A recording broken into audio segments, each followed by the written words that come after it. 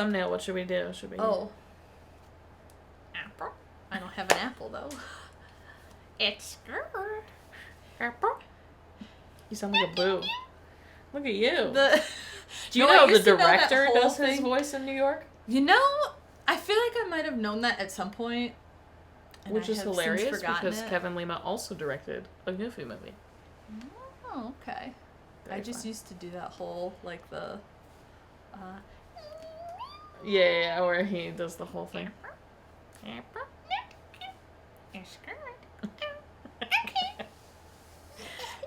You're so cute. I love you.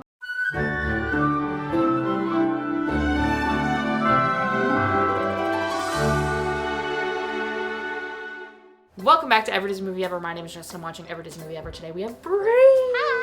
Hi, She's back and it's the first day of the week of guests. What's up? And we're gonna talk about Enchanted. Enchanted is a 2007 theatrical release. It is about a woman named Giselle who finds herself very far from Andalusia in New York City, where she might just fall in love with the real world and those in it. It is directed by Kevin Lima, cinematography by Burgess, editing by Gregory, Perler, and Stephen A. Rotter, music by Alan Menken, and it's written by Bill Kelly. The film stars Amy Adams as Giselle, Patrick Dempsey as Robert, Rachel Covey as Morgan, James Marsden as Prince Edward, Idina Menzel as Nancy, Timothy Spell as Nathaniel, and Susan Sarandon as Queen Nerissa. The film had a really rough beginning. It was written by Bill Kelly, but it was rated R and it was much racier and it was intended for Touchstone Pictures. And then it got rewritten a bunch and Rob Marshall was on to direct, but he left with creative differences. And then John Turteltaub was on to direct, but he left. And then Adam Shankman was on to direct, and he was floating like Kate Hudson or Reese Witherspoon to star. And then he left, and then Kevin Lima came on, Bill Kelly came back, and they worked on making it a true like Disney parody and homage, make it really true to Disney, but also poke fun at itself. It was the first hybrid film of live-action animation since Roger Rabbit. The film changes aspect ratios. It has a 107-minute runtime, with 13 minutes of that being animated. The majority of that being at the beginning, because the first 10 minutes are animated. So you got 10 minutes, and then throughout the film, 3 other minutes of animation. They really wanted the actors to like come through the animation, but they didn't want it to be a caricature, so they worked with the costume designers to kind of make that and work that through to get the spirit of the actors, but not make it like an annoying caricature of them. Filming in New York City was incredibly difficult. The scene in Times Square with Prince Edward, they obviously had to use real people as like background because just obviously it's Times Square. And then Central Park was incredibly difficult. It took 17 days to film because of weather and Patrick Dempsey's fans, if you can believe it or not.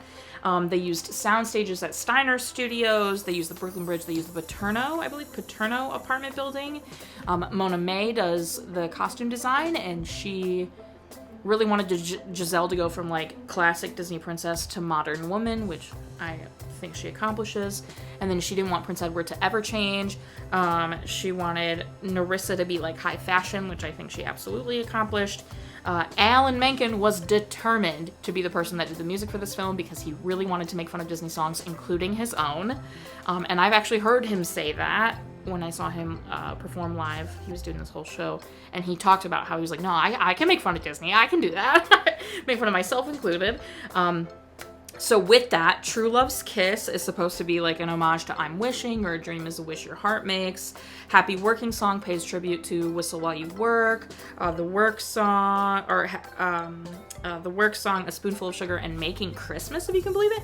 And then That's How You Know is supposed to be like a parody of Under the Sea or Be Our Guest.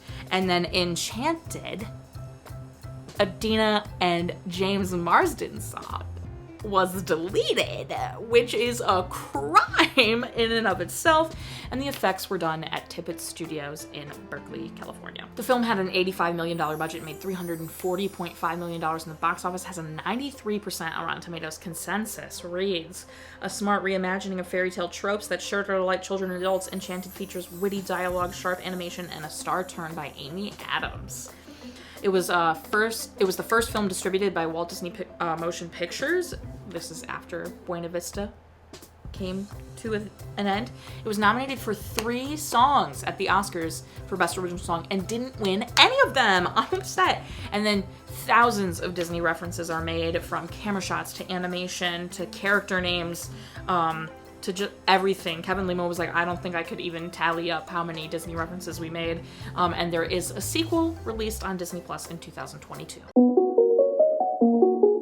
I liked the classic style animation. It was really nice to kind of see that. And I thought it was cool how, whereas James Marsden looked a lot like himself, they kind of made Amy Adams, like, she looked similar, but it was very, like, princess-esque instead of just straight Amy Adams. So I thought that was really cool. I love the aspect ratio change. Yes, I did notice that too. Yeah, I'm a big aspect ratio change fan, especially if it's like motivated, and I think it is very motivated in this. It is, absolutely. Because you go from Andalasia to New York City. But then it never goes back. So when you go back to Andalasia, it's still the same. You know, I had noted the aspect ratio at the beginning, but then I never clocked that it never changed back, which makes sense. One thing that I really liked overall, I have a note here a couple of times, that the crowd shots in particular in the movie stood out a lot to me, because the first one where she's in there and you have the above shot with her in the white dress and everyone else is in the darker muted colors so you can really see her. That plus then and this kind of would go hand in hand in editing, the transition from her going down the subway to up the subway, which might be more editing, but you know, hand in hand. I mean, listen, it's all marriage cohesive. of it all rolls together. But I really liked that I was like, with that one and the New York one, that's how you know sequence that had a lot of great crowd shots, and then at the end of the ball, I feel like in particular, every time because otherwise I feel like I didn't have any huge notes on it, but those shots stood out to me. Sure. Yeah. I, compared to a lot of stuff that was coming out around this time, other than like Pirates of the Caribbean or Chronicles, this is gorgeous. I think the cinematography looks stunning, and the effects, I think, are also really good for, you know, I mean, they were already killing it with effects in Pirates of the Caribbean, so like if the effects in this were bad, they had no excuse. And I really liked, this is the first like actual hybrid movie with animation and everything since Roger Rabbit, so I liked that, yeah, of course you have the just animated sequences to bookend, but then you also have the like Narissa in a pot of soup and Narissa, like hybrid aspect of it, so I was really happy to see that. And then I totally agree about like the muted tone, so she stands out in the, you know, group shots and all that. But I also think there were a lot of moments that had really stellar lighting. I think for some reason the lighting, I know it's like the most basically lit scene, I feel like, with the scene where they're the lighting in that scene is so good for what's happening, because it just goes with the whole subtext. Oh, it's just so good. So I think the lighting was also excellent in this. I wrote a note. I will have a note about this scene in a couple other sections too, but the Narcissa arrives scene, just the electricity crackling and like the shots of then it flying and hitting the Coca-Cola sign, and just the framing of that, and then how you go from the, again, kind of, well, this is more an editing note, so I'll get there. Well, it does like 360 her a little bit, which is really good. That's true, that is true. And then the match cut though from Pip in the hamster ball to her being in front of the fountain. I was like, that was really cool. The apple shot, when she bites it and it falls down. I actually rewound that a couple times because I was like, is this real? And I noticed there's one, because as it falls down the stairs, it looks like a continuous shot, but there's one point where someone spins over in a dress where you lose track of it for a second. So I was like, okay, because Patrick Dempsey picks it up. So it was one of those things where I was like, is that a real, like, did they actually have that choreographed the whole way? And I don't know if you had any behind the scenes notes on that, but it was just one of those things where I was like, oh my god, that, because if they planned that out to have the apple fall like that with that momentum, it was one of those where I'm like, I doubt it was a little too perfect. I mean, the amount of takes that probably would have taken would have been ridiculous. So I'm sure the dress going over it is probably a hidden cut and all. But it could have been real, you know. They could have really tried, and it could have been a fake apple that they had specifically like weighted in a certain way to roll straight instead of bounce around like an apple, but you also need it to look kind of like an apple. Yeah. But that shot, I was like, oh, that was so good. Also just, an also iconic moment that's definitely referencing Snow White, as we all know. And also just the right to Robert's foot. You're like, course. oh, so good. And then, speaking of references, obviously the dropping the shoe for Cinderella, but we love the dropping the shoe while you see the princess with the sword going out the window to fight the dragon. We love the subversion of the classic tropes. Naturally. I did have one bone to pick though with the and I've always had this bone to pick, is the close up of the true love's kiss is so unnecessary to me. It's a little too close. Okay. Sure. Like, it's always one of those where I'm like, I don't feel like I need to see the, like, peach fuzz or whatnot kind of thing. I'm like, when she wakes up, like, it's a little further back, and I'm like, okay, I feel more comfortable. Yeah, I don't know. The shot they're in the majority of the time exactly is probably the shot that would have been the most comfortable, I suppose. Yeah, so that's one thing, and that's just a personal preference of mine where I'm like, I don't need to see that. Sure, like, it's just a little too close. Sure. But that was my only cinematography complaint. I don't have a lot of notes. I think it flies. Yeah, it was like I think there's no good. fat on this movie. I think every scene is necessary and contributes to the plot. Agreed. And I took a note specifically that I thought as they introduce more characters that they're really good at keeping up with everyone without feeling like, oh, we haven't seen this person in so long, especially with Narcissa and the little moments with where you see her via Nathaniel. And then the transition between the animated to the real world the first time was really cool, and I feel like I was paying special attention because you have all those lights and everything that are animated, and then a little poof as it she goes around in this little sparkly ball. Before that I was like, oh, this is real, and it was nice that we saw sort of an abstract thing before we saw her being real, so I thought that was a good job. I used to listen to this soundtrack a lot, like the instrumentals. Yeah. It was one of the, I remember I was like, that was a frequent listen of mine. Yeah. Totally. I mean, the score is so good. What I love is now that I'm doing this, I'm seeing Alan Menken's growth as a composer. Yes. Not as just like a music writer, and it really made me, I saw an interview of him recently, he's a live action Little Mermaid came out, and he was talking about how it was really awesome to go back to The Little Mermaid because it was his first film score ever. Because he had done musicals, but he'd never done a film score, and he's like, and it's very, like, the original Little Mermaid is very, like, naive and very, like, whatever. I'm like, you know what? I could see that. It looks really simple, it's really naive. And I mean, the live action Little Mermaid soundtrack is insane. The score is nuts. But I can hear, like, yes, he was, like, very much like, I want to parody my own music and Disney's music 100%, but also the score is so good, and you can see his growth as a composer. Like, keeping that naivety, but maturing with it. Right, absolutely. I think the opening swell is so immaculate. Like, it's just so good. And then that opening overture, as you're going through everything, the hints of all the songs that are to come. Classic Disney, especially old Disney, where they, like, kind of go through the overture of everything you're going to hear. I was obsessed with the Little Mermaid sting in The Office where Jodie is. Where they do the little under the seas sting. You're just like, yes, we stand. I think that's how you know I think it's untouchable. Like, that whole sequence is insane. That song is, yes, of course, the other songs are so good, but that's how you know it's just... I have a hard time picking. I mean, I also have a hard time picking when I'm, like, listening to them. When you watch the movie, I'm like, the sequence is unreal. Like, it's just ridiculous. Well, and it brings together exactly what this movie is about, is meshing the, fairy tale. Oh, I'm just going to start and randomly sing. But, oh, no, actually, street performers are going to be like, hold on. Let's roll with that. And I feel like I did have a note on that as well.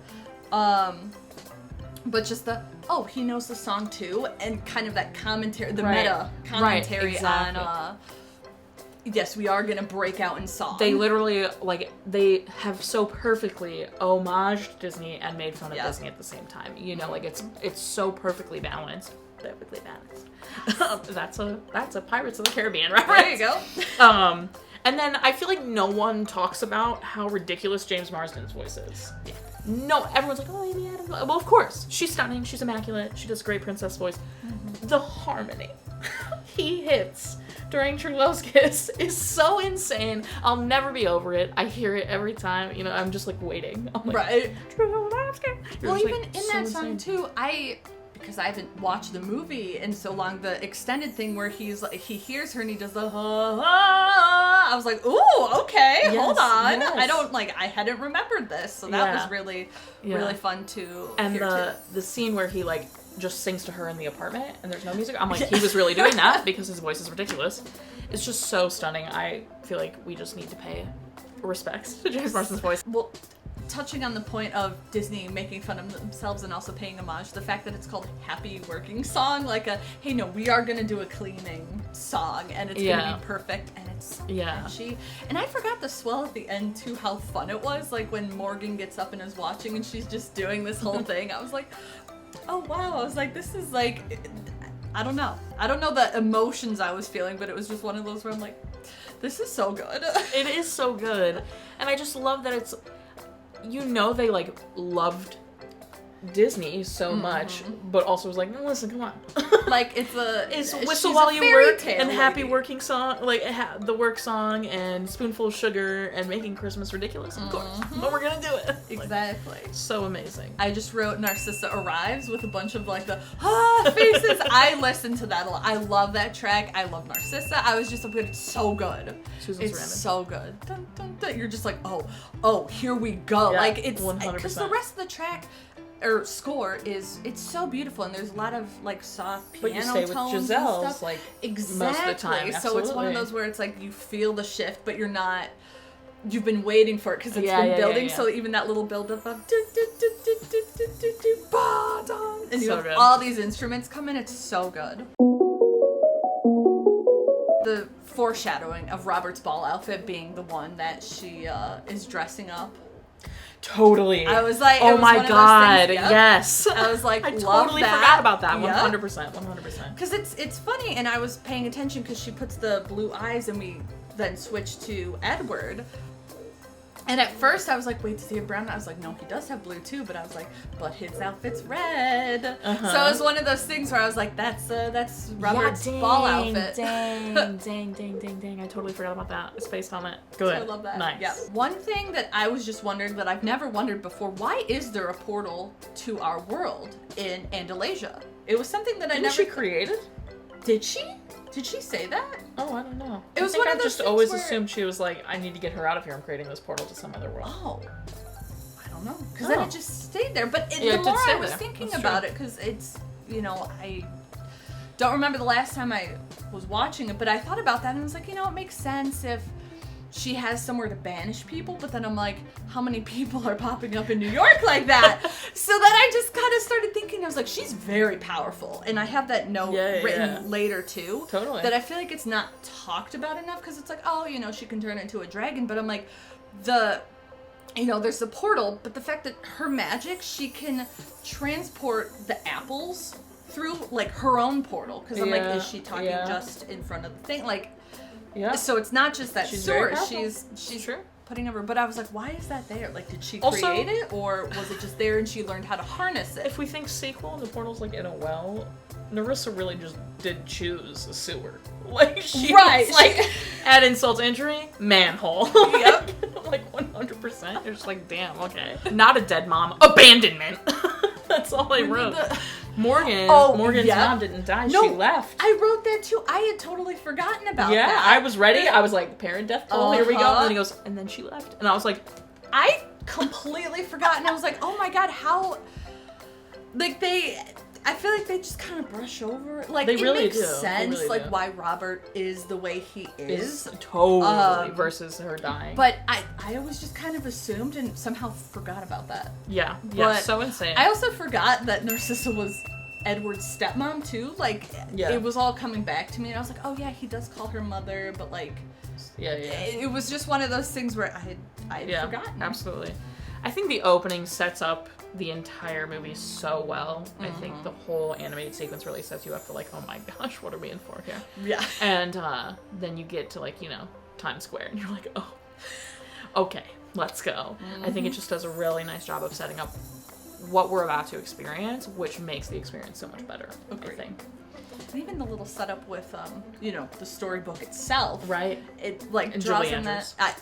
I wrote that in there, too. I'm like, gotta love her. Gotta love her. There were so many good zingers and good lines. Yo, the dialogue in this is so unreal. It's like, believable, hilarious. Like, nothing was like, oh. Exactly. It was none of us like, oh, that was a little cheesy. No, every time, like, I was laughing out loud. Like, the first one, just, I gotta lay off the nuts.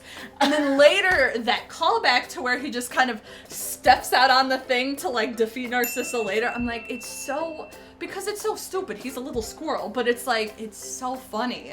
Yeah. Yeah. There's just so many. Welcome to New York. Like, right. Like, everyone's so mean to me. Welcome to New York. Do you need me to call someone for you?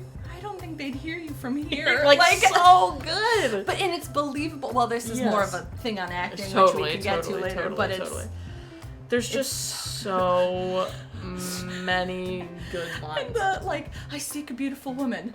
I'd like to find one of those too. And then that then is played on again of like, oh, let me guess, you're seeking a beautiful woman too. No, I'm looking for a prince. And I lost it. I was like, and that was a funny, because then I was thinking back, I was like, 2007, like, that was still when, queerness and stuff wasn't really in the media, but I'm like, but that was a funny way without making fun. Like, it was just one of those where, and because it comes up again later where there's that, like, biker guy when Edward's knocking on the doors.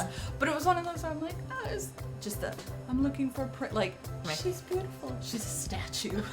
No. Yes, oh my god. But also so sweet. I know. Oh my gosh, can't deal with that. I feel like just the quick Andalusia, like the way Jodie Benson is just so anti-everything in this movie is so iconic. We stand Jodie. Edward just on the bus, or him just running about Foul beast. Like, there were so many good things, and like you said, it was all believable. Where it 100%. Wasn't just cheesy dialogue to be cheesy. Like, I think they set it up to be the perfect kind of moment, though, for all of these, like, real New Yorkers to be like, dude, what are you on? Get out of here. So I think it's set up so well, And which, on that of a real New Yorker, that was one thing that, you don't think as much as a kid when you're like, yo, Robert's like, this woman is coked up on something.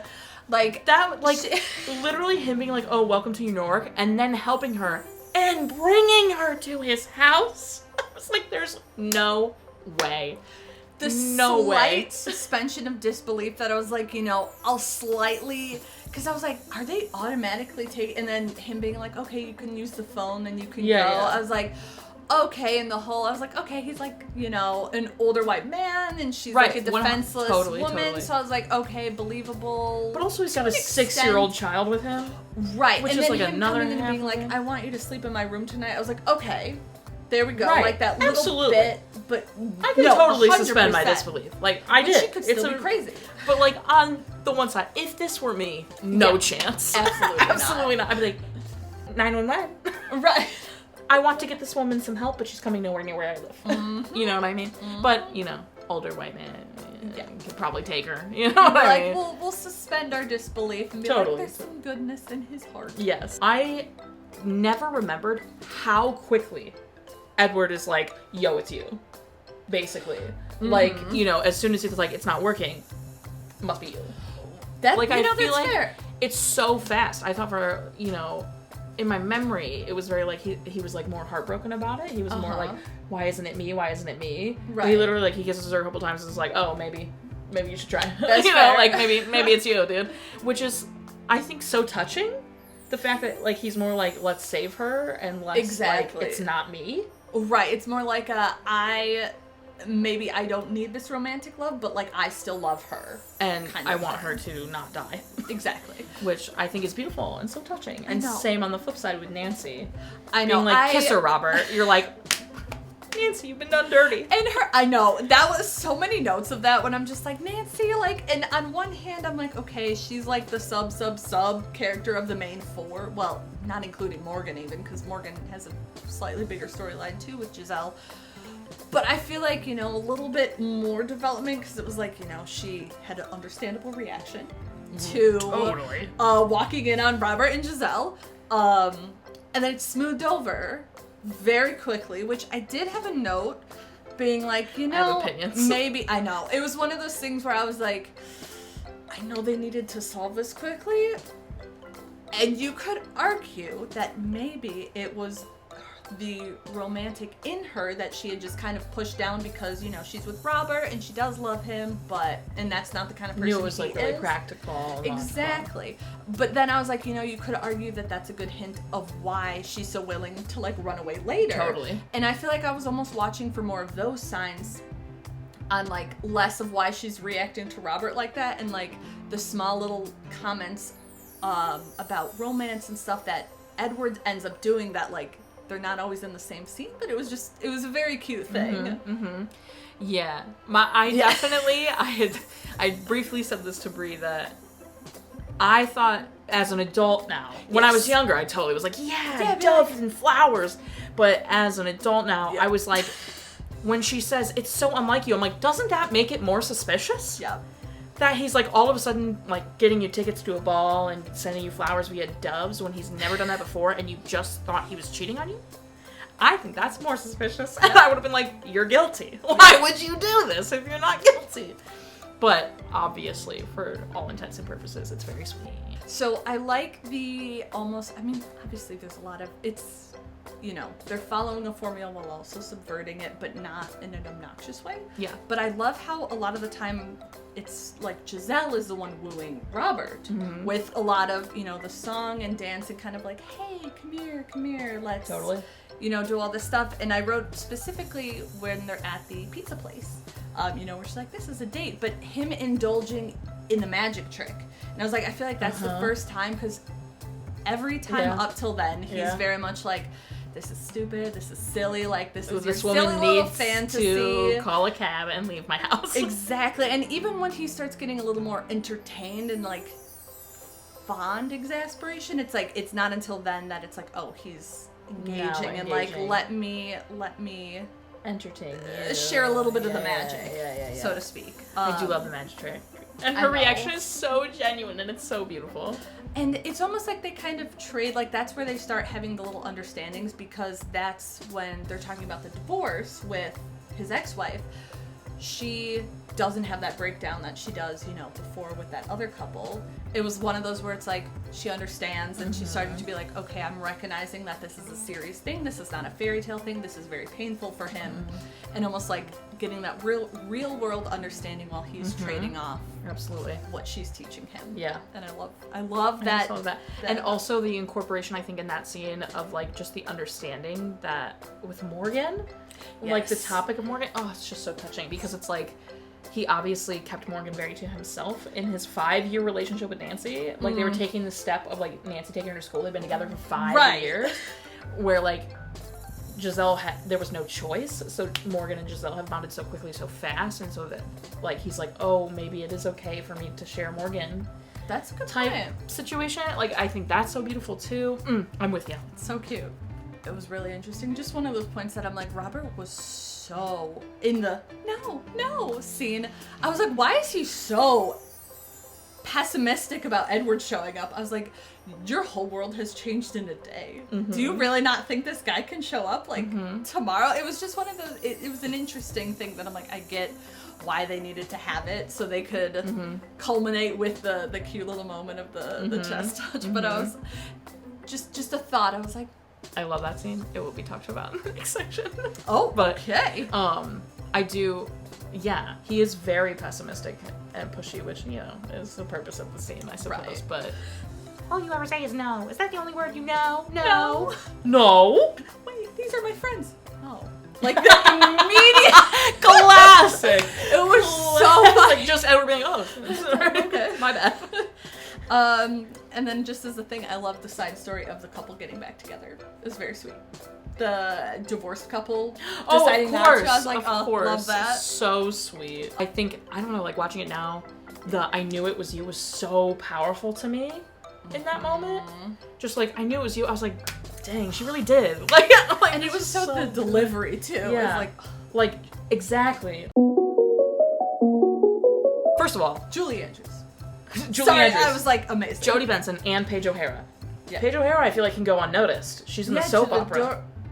Oh, that's right. I was like, because the one lady that opens the door with all the kids, isn't that? Because that's someone too.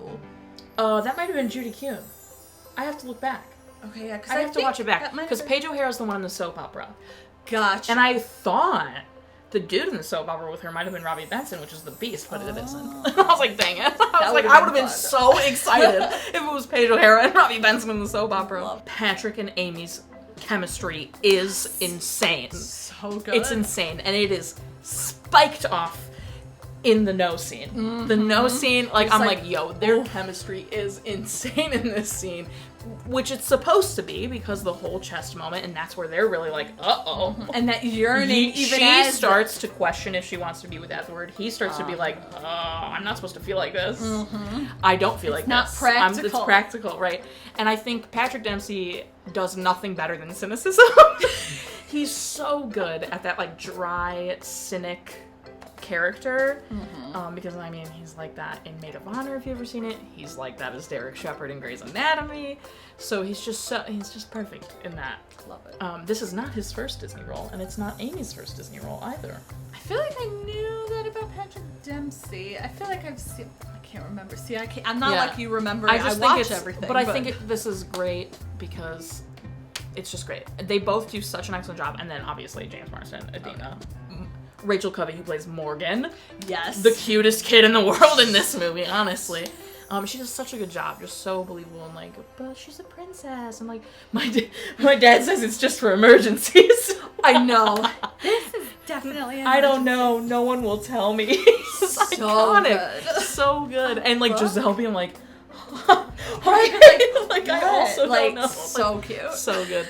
But I genuinely don't think anyone else could have done this the way Amy Adams did. Oh, no. I think she was perfectly cast, and it was the perfect time for her. Mm-hmm. Because I think later in her career, I don't think she could have done this the same way, and I think earlier in her career, she might not have had the experience she had. I just think it was perfect. Yes. Perfect timing, perfect casting.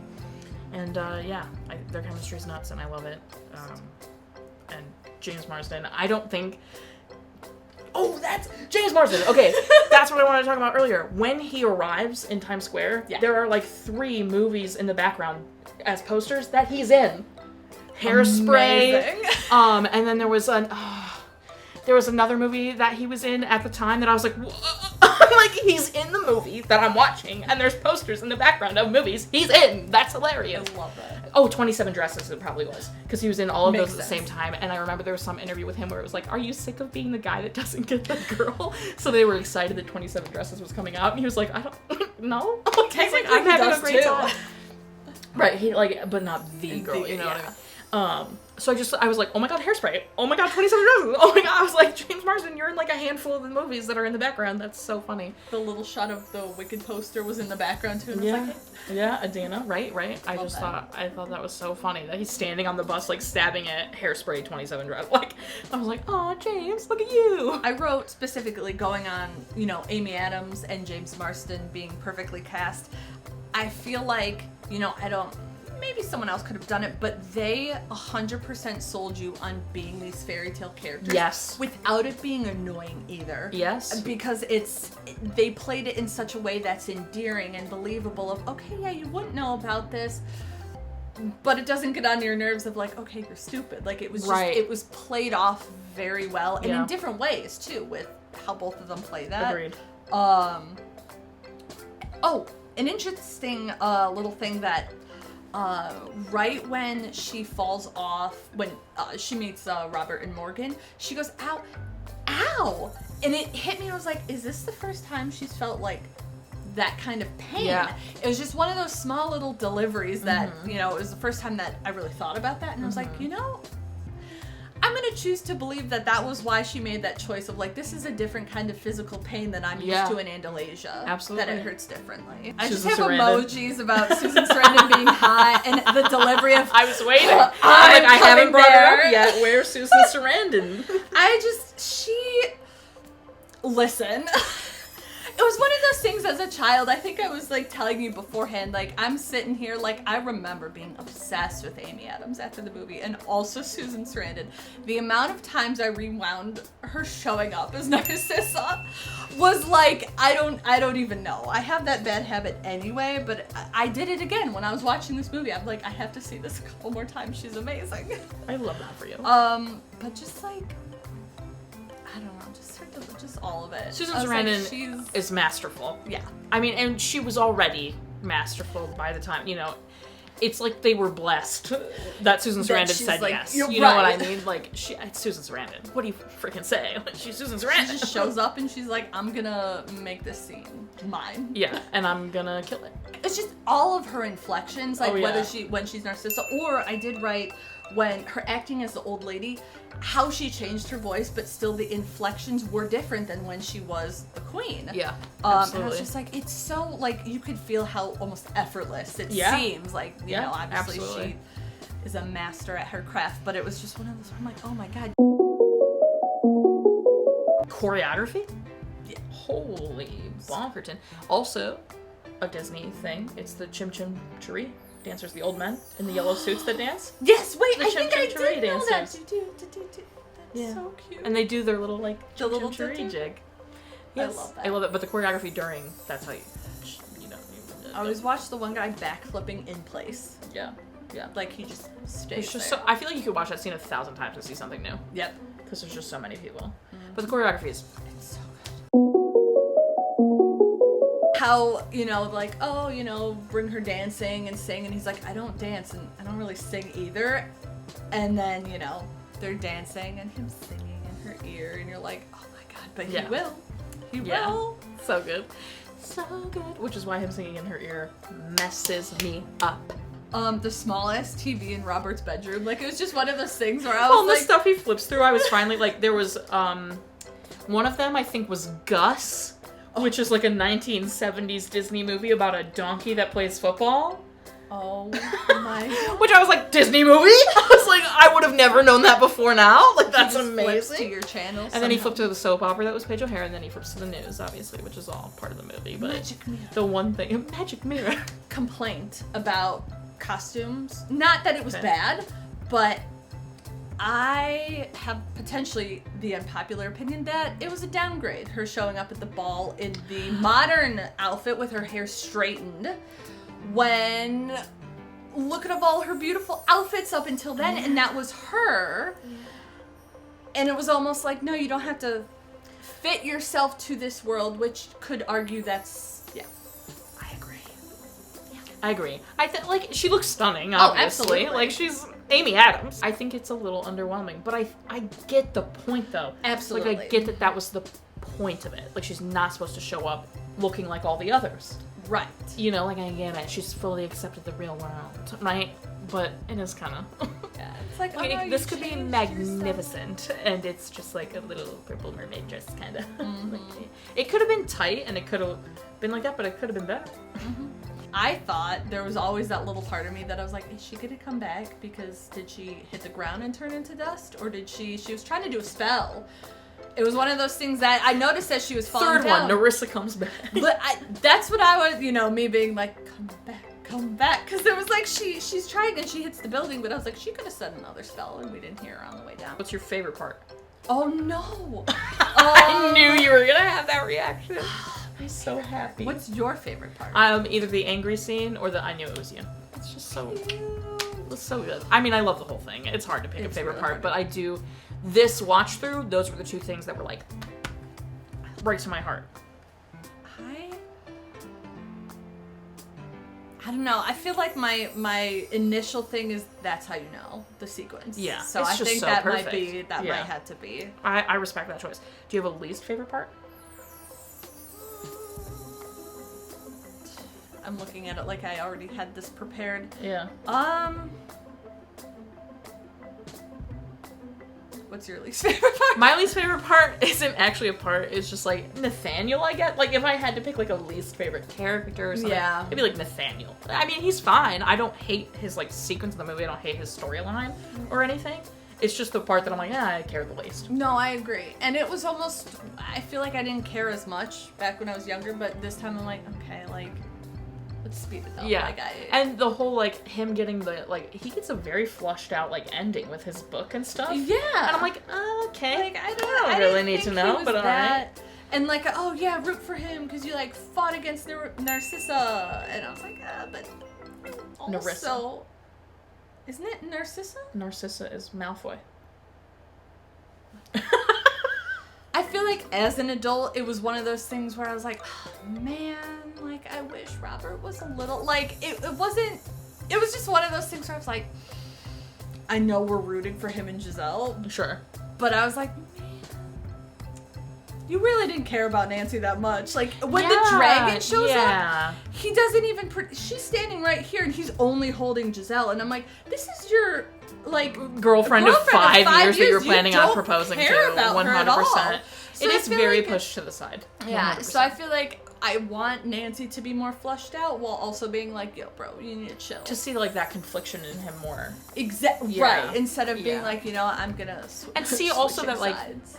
He can realize that maybe what he thought he was feeling for Nancy, he wasn't feeling, but still deeply care about her. It's been 5 years. While mutually caring for his true love. You know what I mean? Like, they can exist at the same time. Which I think is maybe the one thing the sequel does okay. Is that, like, they're still friends, they're all on good terms, right. You know what I mean? Would you recommend it? Obviously. And would you watch it again? Absolutely. We've pretty much touched on a ton of mine. All the Disney nods, him, like, singing in her ear softly. Giselle, she gets it so bad for Robert. It's so cute just how much she's like, it's just such an angel thing. That moment of realization. Oh no, her little, oh no. Yes. You're like, oh. Yes. Little soft moments. Yeah. Yeah, so sweet. And then I think this is immaculate. I think this movie is fun, funny, heart touching, just it's got, like, you know, if you're a kid, it's got some scary moments. You know, it's got good, like, conflict, it's got good, I don't know, it's just good. And the concept of, like, and they hadn't done something before, and I feel like that, like this before, where, I mean, you had mentioned Roger Rabbit, but it wasn't exactly the same thing. That's just hybrid animation. But they have not done anything. Hey, fairy tale to the real world. I feel like that's one of those that things is something that you would. Yeah. That's like literally like a fanfic tag kind of thing of like, oh, moderning you in a way, which is so interesting. Then not to like, you know. But it's like 100%. Well, I was because it's one of those where people are like, oh, it's this, and it's like, but you know, different works do that all over the place, and it is kind of fanfiction. It is, and it was done very well. So good. I laugh. I get emotional. I don't have a cry count written down, which means I didn't cry, which is shocking. I must have been very close. Yeah. There's no way. I think the first time I saw it, I cried during the, like, so close scene as she's leaving. Like, I remember that in the theaters. I didn't cry this time. Yeah, but I remember that moment. I was like, oh my god, my emotions. Yeah. It's just so good. It was good seeing it again, too, especially after the sequel, because I hadn't watched it in so long. So I was like, oh, like the magic of this I also hadn't watched film. it, like, full through, sitting down, full attention in a really long time, and it was lovely. Do you have anything else? Nope. That's pretty much it for me. I have nothing else. Are you ready? What I did do, I did actually plan my rating. Did you break it down via things? No, I just gave it a 10. Oh, because I was like, let's guess what? This. Spoiler alert, also 10. Yeah! That's what's up. 10, what should we do? I'm sure you've done apples. Have you done magic mirrors? Credit cards. I'm like, what's like a very enchanted... Yeah, related dresses, homemade dresses out of curtains. Curtains? Curtain dresses? Curtain dresses. Pigeons? Rats? Wreath flowers. Flower flowers? What he sent, the heart of flowers. Gotcha. Nancy. Carriages. Central Park. Central Park.